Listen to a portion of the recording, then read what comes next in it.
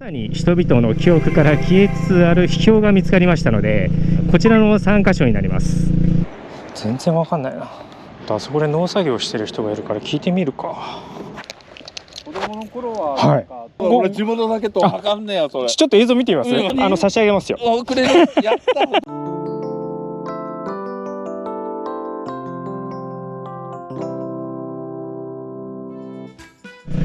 はい、こんにちは、テリーです。こちらのチャンネルでは千葉の秘境をドローンを使って探検してます。はい、で今回探検する場所なんですが、銚子市と旭市にまたがる屏風ヶ浦になります。で今出してるのは6年前に撮影した屏風ヶ浦の映像で、4、50メートルぐらいの高さの断崖絶壁が約10キロほど続く景勝地になってます。そして今でこそ波打ち際に消波堤が作られて浸食が抑えられてるんですけれども、それまでは1年で約1メーターずつ海岸が削られてきたと言われておりまして、まさに千葉を代表する風化が進んでいた土地とも言えると思います。一応誤解のないようにね、過去形にしときますね。でそんな屏風ヶ浦にまさに人々の記憶から消えつつある秘境が見つかりましたので、今回いくつか巡ってみることにしました。テロップで出しておきますが、こちらの3カ所になります。で場所によってはね、歴史が古すぎて妄想してもらうことしかできないところもあるんですけれども、おそらくこのチャンネルでしか紹介されない秘境ばかりになると思いますので、どうか最後までお付き合いいただければと思います。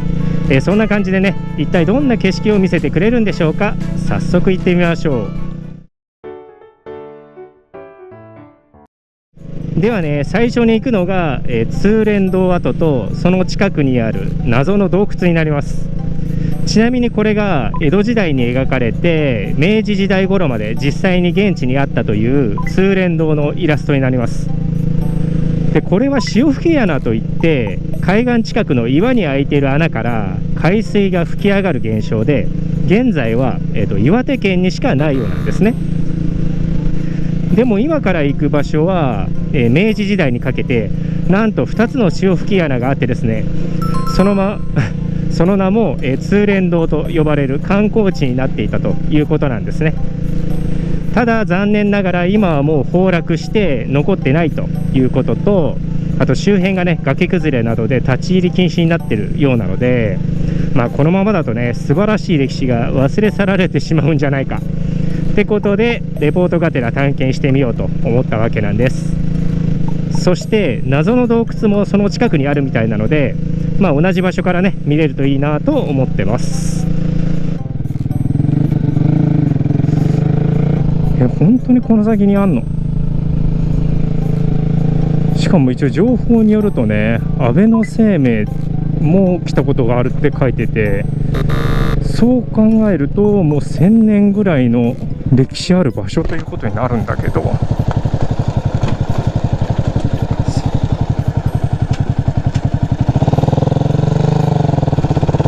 なんかすげえ不審だよね、こんなとこ来てんの。これ以上行けないもんね。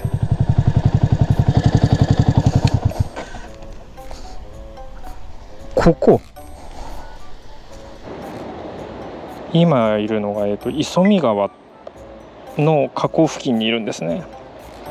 この河口の右と左にそれぞれ通蓮堂と呼ばれている潮吹き穴があったということなんですけど、全然わかんないな。ちょっとあそこで農作業してる人がいるから聞いてみるか。すいません、こんにちは。ちょっとお尋ねしたいことがあるんですけど、なんかずいぶん昔になんか通蓮堂っていうのがそこにあるって聞いて子供の頃はなんかあったようなっていうあれだけど、そこら辺からちょっと前景撮らせていただいて、はい、どうもすいません、お邪魔しました。ありがとうございます。はい、ではね、銚子側の畑の持ち主さんとちょっとお話しすることができてね、端っこから、ドローンで上げさせていただきたいと思います。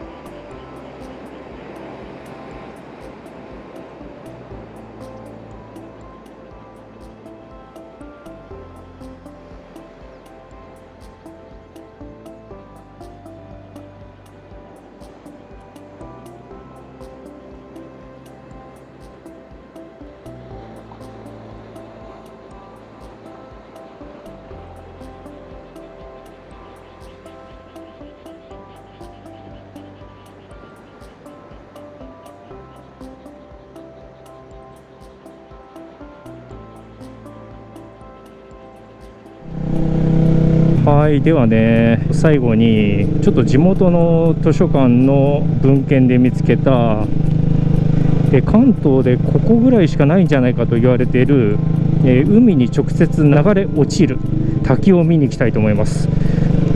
名前もね何にも書いてません。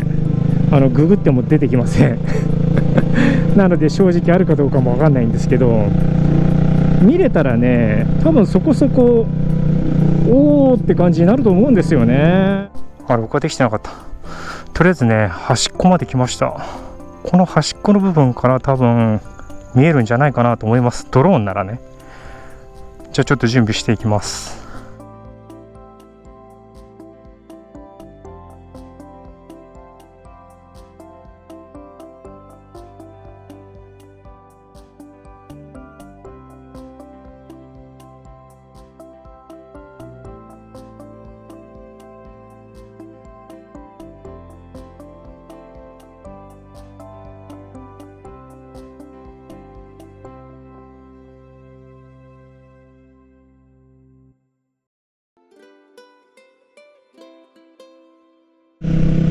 はい、そんな感じでねエンディングといきたいところなんですが、実は今見ていただいたドローン映像から2週間ほど経過しておりまして、これより第2章に突入です。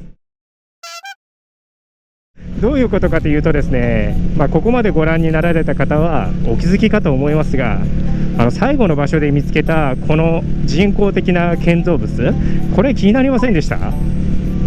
実は前回の撮影の時にはモニターがちっちゃいせいであまり気にならなかったんですけど、かえって PC の画面で確認したら明らかにちゃんとした建物じゃないですか。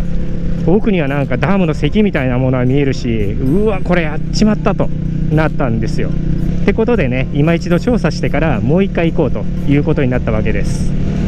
そして今回はこの屏風ヶ浦を研究し続けて論文も出されている地質学者の方に連絡を取ってですね、あらかたリサーチ済みでございます。なのでコンクリートでできた構造物や滝の脇にぶら下がってる紐の正体も分かっちゃってるんですけど、ドローンでねもう少し近づいてご紹介したいということで、早速現地に行ってみたいと思います。これ言ったっけ？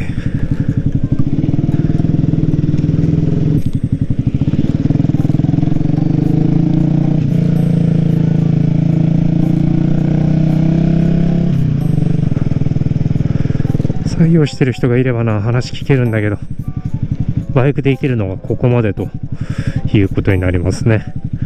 これも前回と同じなんですけど、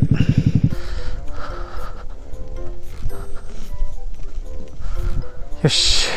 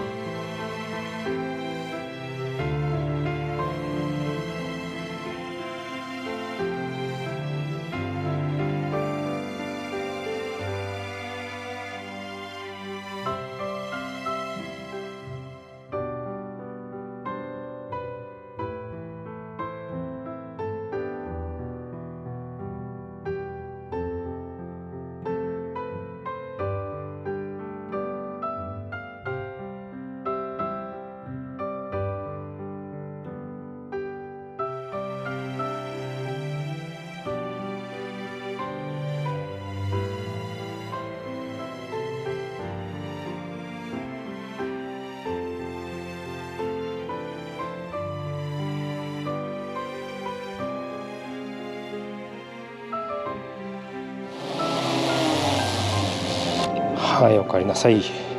あ、人来た、一人。あ、下がってくる。あ、よかったよかった。ちょっと聞かせてもらおう。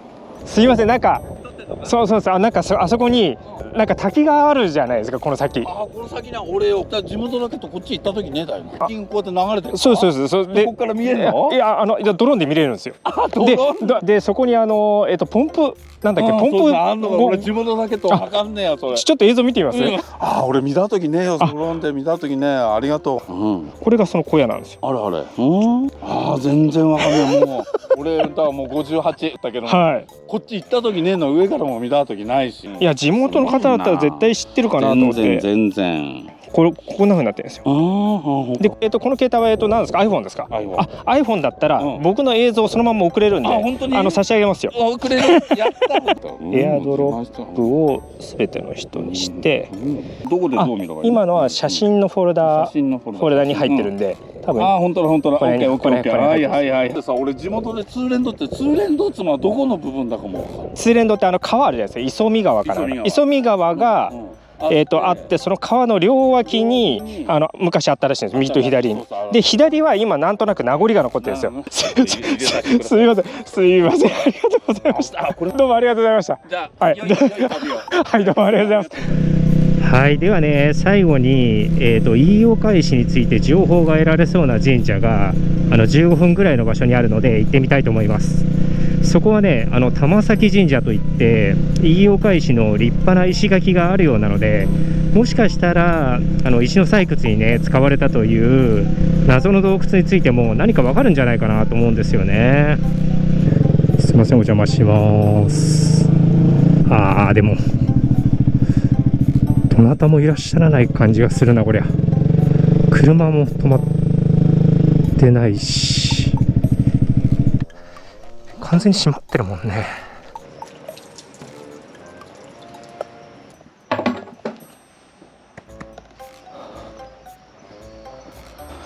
誰もいない、残念。はい、お邪魔しました。これ飯岡石じゃないですか。うわ、すごっ、超立派。個人宅だけど。はい、という感じでね、この辺りで今回は締めたいと思います。屏風ヶ浦の秘境3選、いかがでしたでしょうか。まず最初の通連堂はね、形成されては崩れ、形成されては崩れるということを繰り返していたらしくてですね、当時は観光客でにぎわっていたという話なんですね。100年ぐらい前までは見れた観光地だったということになるので、何もなくなっちゃってるってことにね、残念というか、なんとなく不思議な気持ちになりました。この言い伝えに関して、詳しくお知りになりたい方は通連堂安倍の生命でね検索してみてください。そしてその近くの、崖に開けられた2つの洞窟については、本当はね奥行きとか分かればよかったんですけど、今回のね飛行条件では撮影が限界でちょっと分かりませんでしたね。で、分かったことはね、崩落が進んでるってことだけでしたけど、穴もね人が開けた穴らしいので、当時はどこかに繋がってたんでしょうね。分かる方がいらっしゃったらぜひコメントで教えてください。僕の読みではね、玉崎神社の神主さんあたりはねご存知じゃないかなと思うので、どなたか聞いてきてねコメントで教えていただけると超嬉しいです。で、あと個人的にはね、3番目に見に行った海に直接、流れ落ちる滝はね良かったですね。落差は10メーターぐらいですけれども、 V の字の谷から流れ出る滝はね、すごい神秘的な印象を受けましたね。それと現地の農家さんにねドローン映像をエアドロップで差し上げたんですけれども、想像以上に感謝されたのは嬉しかったですね。ポンポ小屋の存在はご存知だけど、滝も見たことなかったってことだったので、僕の映像がねお役に立てたのは良かったです。はい、そんな感じでね、だいたいこの辺りのレポートはできたかなということで、現場からは以上になります。少し長い動画になったと思いますが、最後までご覧いただきありがとうございました。参考になったよって方はぜひ高評価、チャンネル登録よろしくお願いします。そしてね、感想などもいただけると嬉しいです。で、来週はね、実は過去に行った場所なんですけれども、どうしても見つからなくてお蔵入りにした神社があるんですね。その場所について新たな情報がやっと見つかったんですよ。なので、探検のリベンジに行ってこようと思います。